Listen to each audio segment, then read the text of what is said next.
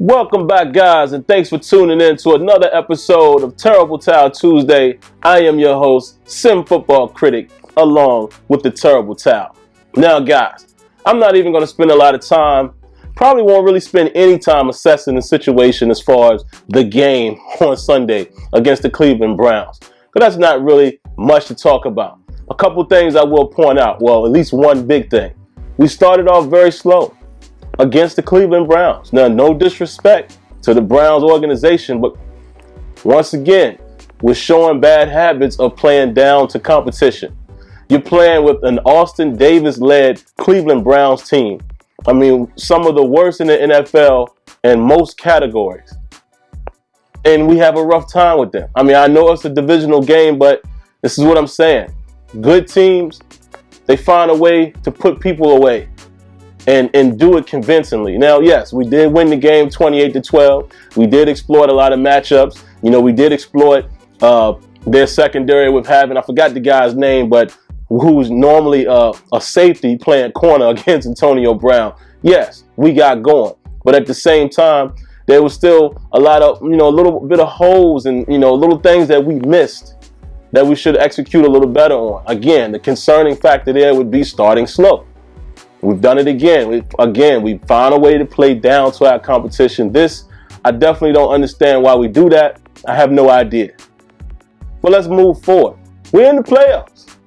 We are in the playoffs. We needed some help, and I have to bow down to the Buffalo Bills. Thank you, Rex Ryan. Thank you, Buffalo Bills players. And I know you guys wanted to, upset your divisional opponent and keep them out of the playoffs, but we thank you for playing hard. Very funny how it was the exact same score from earlier in the year. So they beat them 22-17 twice. That's kind of crazy. But we appreciate that. We appreciate you guys not laying down, kind of having something to play for, so to speak. I think the Buffalo Bills are definitely going to be a team you want to keep your eye on. With Rex Ryan and the talent that they have, they're only going to get better. But I tell you, we made it. We made it. Now, let's go through this real quick. We won 10 games. We went 10-6, another positive season. I'm happy to see that Coach Tomlin still does not have a losing season under his belt. That's great. But considering that we played against what was being called the toughest schedule in the NFL this year, I don't even know how we made 10 wins. I don't know how we got to 10. If you think about it, you heard how I was talking earlier in the year.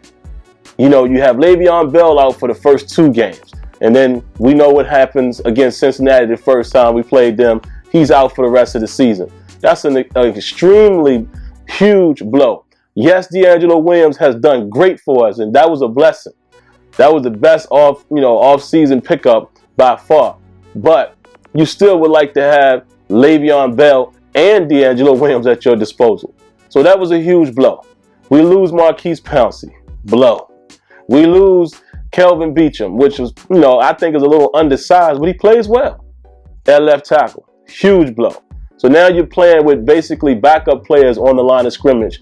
Got to work up, Villanueva, guys like that. Cody Wallace. Huge blow. Big Ben is out for 4 games. Tremendous blow. You have Michael Vick playing quarterback, which I've always been a Michael Vick fan, but Michael Vick is not the type of quarterback that can really orchestrate the Steeler offense. It is what it is. And Landry Jones. Steeler Nation, we know how we felt about Landry Jones in years past. He's done a couple decent things this year, but come on. He's not the guy either. And considering all of that, we still get to 10 wins. That's very impressive in my opinion. So I'm very surprised to see that. Like I said, we needed help getting in the playoffs, but we're there. We're there. Now, so what are we going to do in the playoffs? I'm going to keep it real again. The secondary still scares me against top-notch competition. Look at the guys that, who are in the playoffs.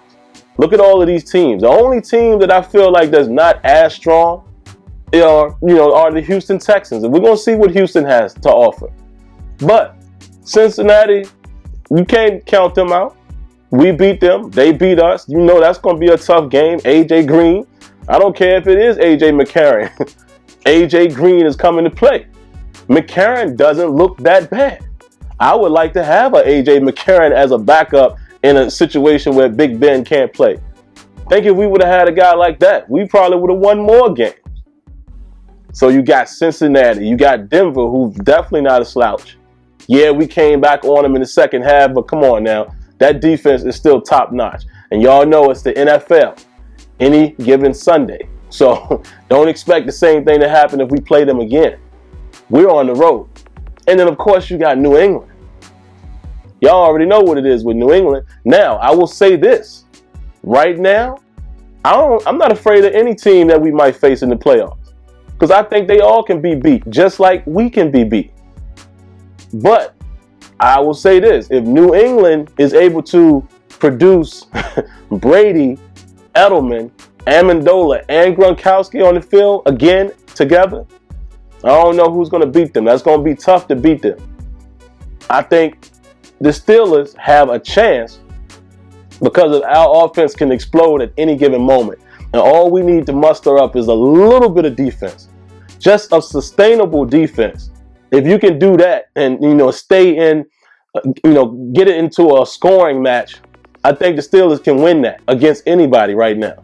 That's just keeping it real. If that offense clicks the way I know we can click, it's going to be tough on any opponent. But we got to do our thing on the offense, primarily in the secondary.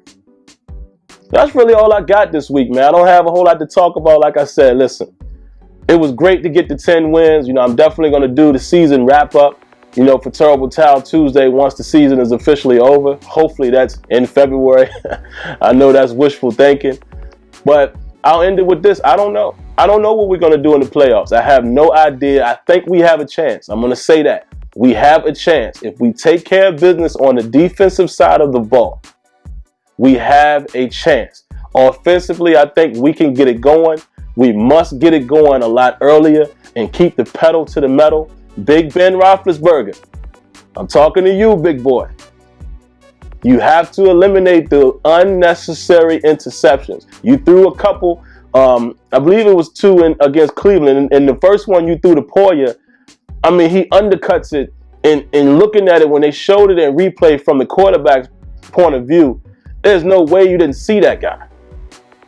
I'm not criticizing you. I know you are a great quarterback, but it is what it is. You didn't, Ben didn't play for 4 games this year and he has 16 interceptions, people. What's going on with that? And some of these interceptions are forced. They're definitely in the last 2 weeks, forcing it to Antonio Brown. Now, of course, you want to get AB the ball because AB has just had a phenomenal season. This dude is ridiculous. But we have weapons. Martavis Bryant, I'm talking to you. We need you to step up. You haven't been around the last couple games. Marcus Wheaton made a great catch in the game against Cleveland. That's another guy that I know now we can start to depend on a little bit. Big time, touchdown catch, diving to the ground. We can depend on Marcus Wheaton. He's becoming reliable. Haywood Bay made a nice catch, So it looks like you already see what we're going to do. When we have the matchup that we want, we go deep. We throw that ball deep. But all I'm saying is, don't get cute against better defenses. Stop forcing the ball to Antonio Brown. Work Heath Miller some more. He comes up with another big-time touchdown that could have possibly been an interception. You see what I mean? So spread the ball. Spread love. We're going to have matchups that we prefer and that we like. Don't focus on AB so much. But I think if we can get that offense clicking and D'Angelo Williams, we'll be looking to see what he's going to be able to provide if he'll be back. I know he has the ankle sprain, no serious damage, but we'll see. So hopefully, D'Angelo, I hope you get healthy, man. You're definitely going to be a big part of what we need going into these playoffs. But if not, it's got to be next man up. But we'll see. We'll see. I'll leave it at that. So, guys, we'll see. Hopefully after Saturday, I have something to celebrate. If not, then, we'll definitely recap the game or what have you. But it's great to be in the playoffs, man. It's better to get in and than to not get in. Regardless of how far you think your team is going to go, it's always great to be, some of the last men standing. So that's cool. But all right, that's all I got for you guys, man. Please leave your thoughts, leave your comments. Let me know what you expect out of the playoffs, who you think is going to take it all or what have you. And, Season is almost over, guys, for all of us, man. So we got a little bit of football left. But all right, until next time, wave those towels. Still a nation. We got a little more to be excited about, so we'll see what happens. All right, guys, let me know what you think. Once again, guys, thanks for coming by. And if you want to interact with me live, head on over to Sim Standard Radio every Thursday night at 8 p.m. Eastern, along with Smitty and Azure Effect. The call-in number for the show is down in the description. Now, of course, for more content, go ahead and click the link above. And before you go, don't forget to rate, comment, and subscribe. All right, guys. Until next time, lights out.